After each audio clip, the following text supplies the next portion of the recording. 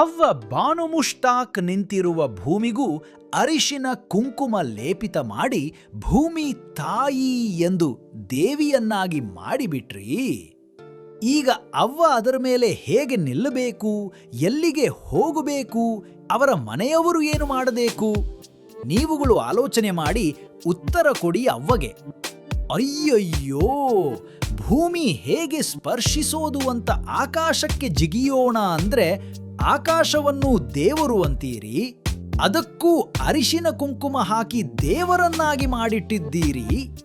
ಅವ್ವ ನಿಮ್ಗಳ ಸಹವಾಸವೇ ಬೇಡ ಅಂತ ಬೇರೆ ಪ್ಲಾನೆಟ್ಗೆ ಹೋಗಬೇಕಂದ್ರೆ ನವಗ್ರಹಗಳಿಗೆ ದಿನ ನಿತ್ಯ ಅರಿಶಿನ ಕುಂಕುಮ ಲೇಪ್ಸಿ ಸುತ್ತು ಹೊಡೆದು ದೇವರನ್ನಾಗಿ ಮಾಡಿಟ್ಟು ಬಿಟ್ಟಿದ್ದೀರಾ.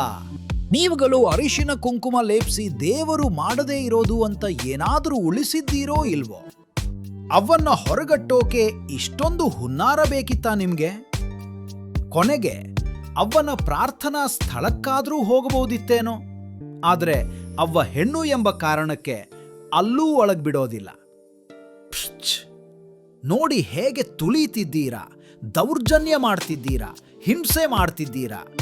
ಈ ಹೊರಗಟ್ಟುವಿಕೆಯನ್ನು ನೋಡೋಕ್ಕೆ ಆಗ್ತಾ ಇಲ್ಲ. ದುಃಖ ಒತ್ತಿ ಬರ್ತದೆ. You are all answerable to ಅವ್ವ. ಗೋಡೆಗೆ ಒತ್ತರಿಸ್ತಾ ಕೇಳ್ತಿದ್ದಾರೆ ಅವ್ವ, ಉತ್ತರ ಕೊಡಿ. ಇಷ್ಟೆಲ್ಲ ಹುನ್ನಾರ ಬೇಕಿತ್ತೇನ್ರೋ ನಿಮ್ಗೆ? ಯಾರೋ ಅದು ಯತ್ರ ನಾರ್ಯಸ್ತು ಪೂಜ್ಯಂತೆ ಅಂತ ಹೇಳ್ಕೊಂಡು ಅವನ್ನು ಪೂಜೆ ಮಾಡೋಕ್ ಹೋಗ್ತಿರೋರು ಸಾಕು ನಿಲ್ಲಿಸ್ರಪ್ಪೋ, ಸಾಕು ನಿಲ್ಸಿ.